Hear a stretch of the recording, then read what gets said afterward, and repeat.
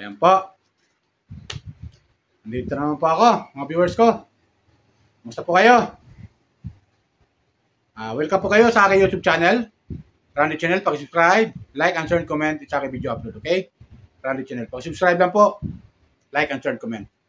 At hayaan nyo muna, batiin ko kayo ng magandang umaga, magandang tanghali, magandang gabi sa inyo lahat. Sana po nasa mabuti yung kalagayan at malayos karamdaman. Okay? Lalo-lalo yung mga OFW natin dyan sa abroad. Kumusta po kayo dyan? Sana kayo parang mundo na roon. Sana po nasa mabuti yung kalagayan at malayos karamdaman. Okay? So, itong upload ko, kapo viewers, ay patungkol to doon sa napod kong video upload. Sa mga nakaraan na mga ano to, tungkol sa nawawala mga sabungero, kapo viewers. Ngayon, itong mga sabungero, ayon sa testigo, sa witness na nagpapakilalang alias Totoy, ay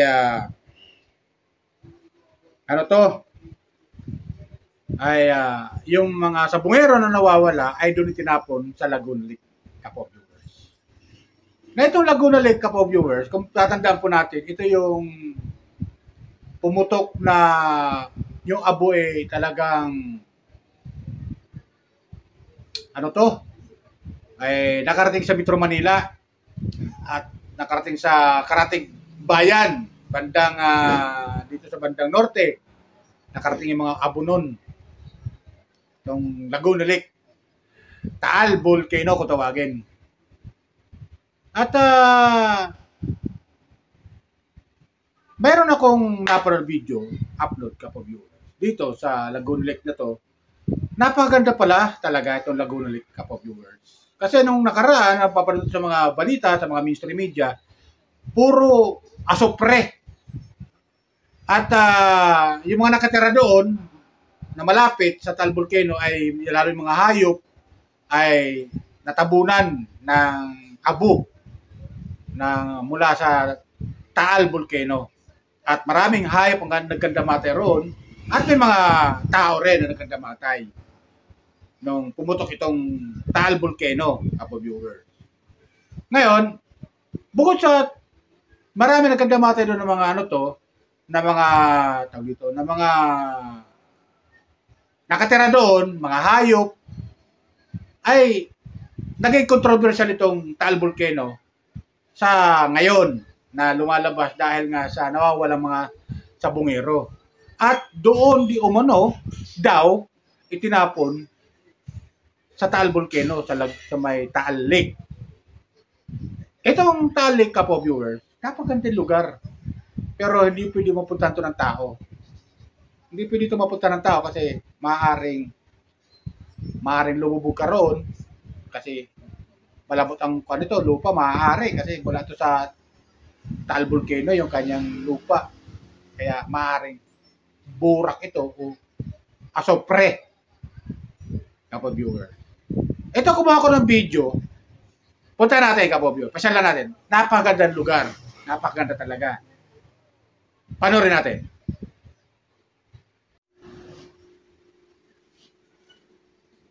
Maraming salamat, Taal Volcano.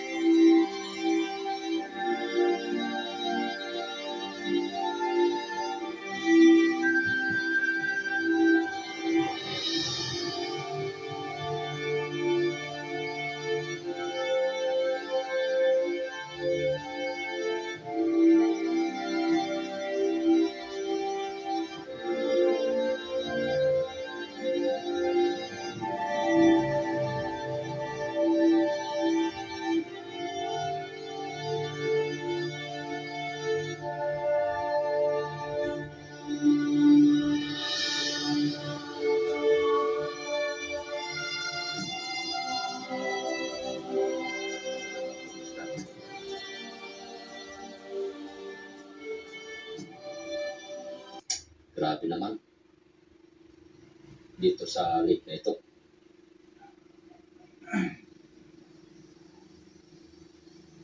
Kinikilabutan ako pag naisip ko yun, na ganun nga na may tinapon dito. Nakakaawa naman.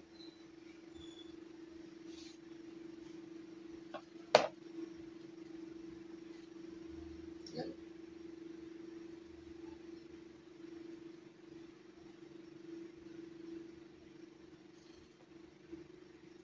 Ang daming fish cage dito.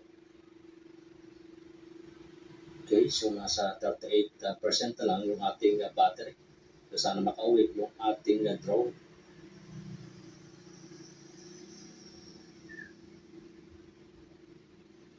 Yan lang. So ngayon, yan, nandito ako sa lugar na ito.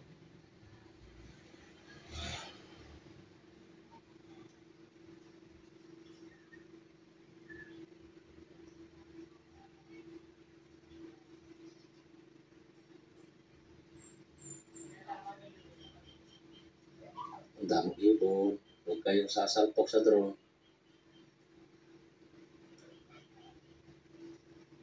Mahirap sumisid dyan.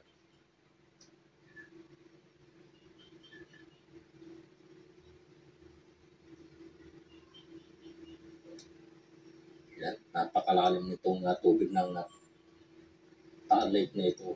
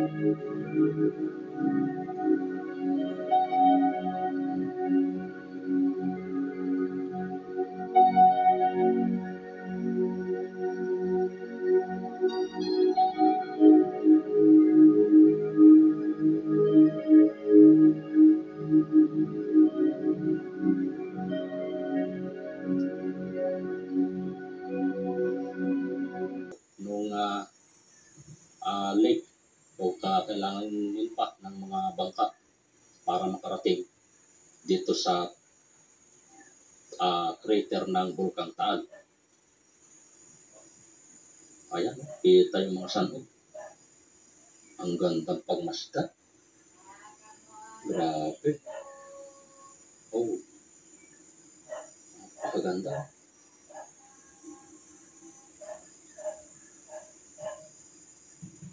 Ang ganda. Yan, pero mo kung pupunta ka dyan, napakahirap puntahan yan dahil dyan sa mga parang dinaanan ng lahar. O kaya meron dito sa bunganga ng taal na ito. Yan, nakikita na natin yung mismong crater. Yan na. Wow. Oh. Grabe. May mga kahoy na, oh. Oh, grabe, oh. Grabe ang istora nito. Nakakatakot. May butas pa rito.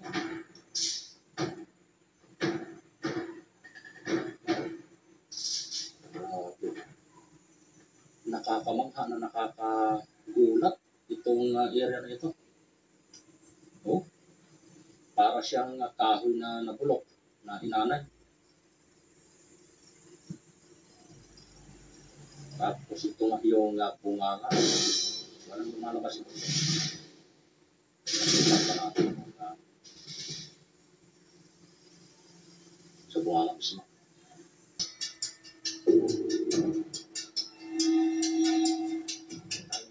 Pamitan ito.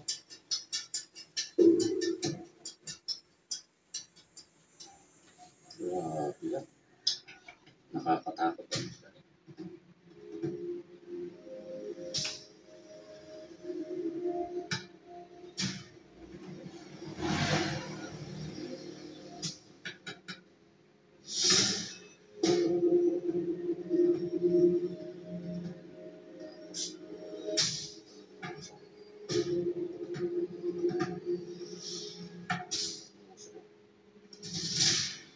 Itong usok na ito, hindi ito nawawala dito. Palaging dito may lumalabas na usok sa area na ito. Ganito.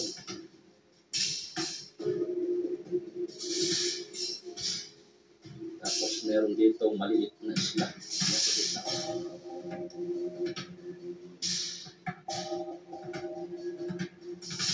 Isla dito, maliit. Parang pumapit na siya dito ng tubig.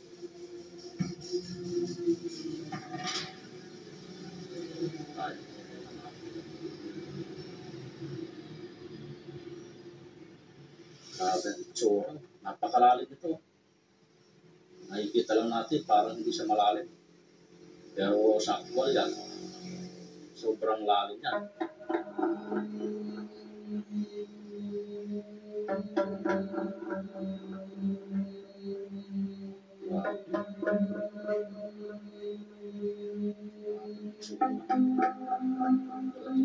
Dito mga damo sa lugar ito.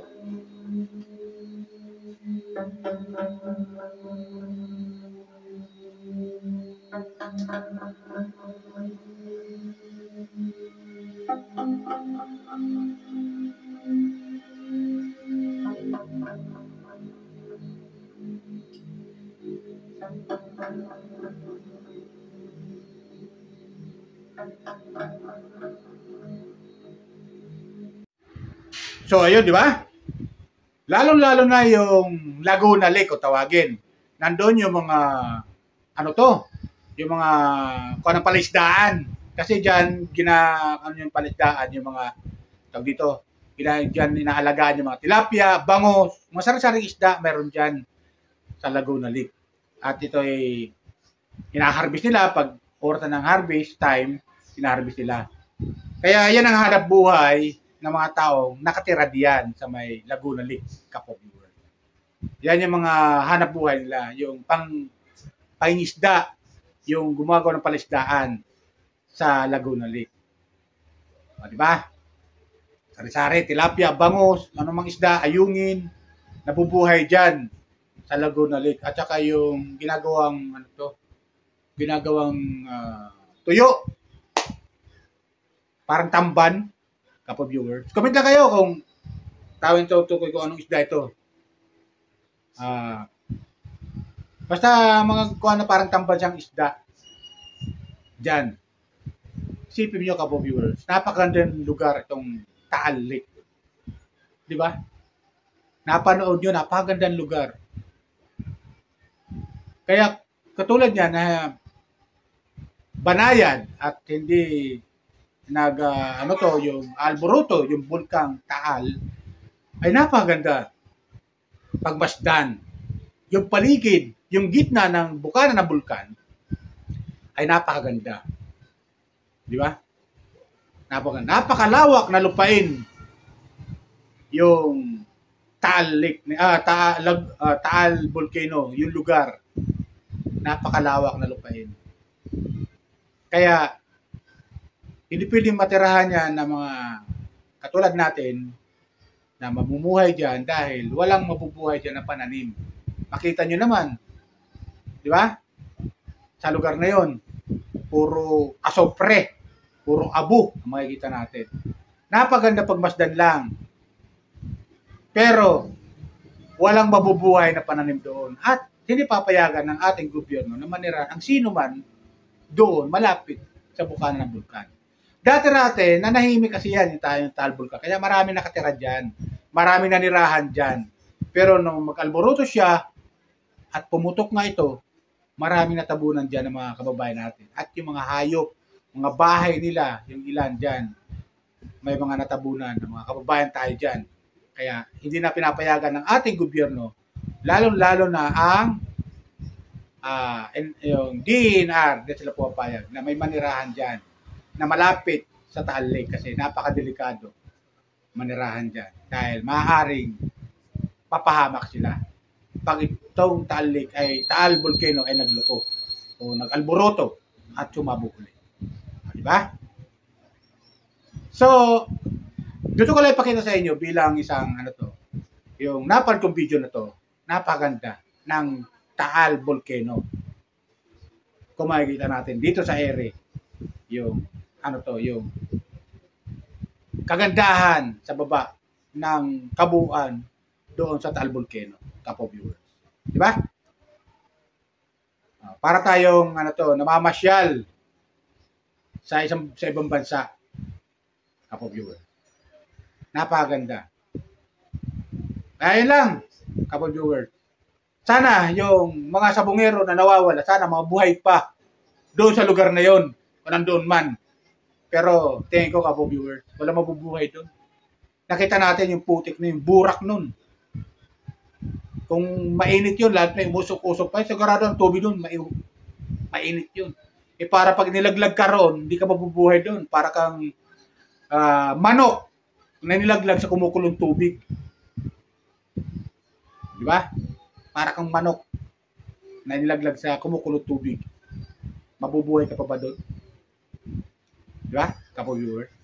Pero yun lang sa akin, Kapo viewers. Paalala ko lang po ulit. Baka merong diyang hindi pa nanonood sa akin na hindi pa nakakapag-subscribe. Pakisubscribe lang po kayo. Like and share, comment sa akin video upload. Okay? Yan lang po. Bye. Ingat po lagi.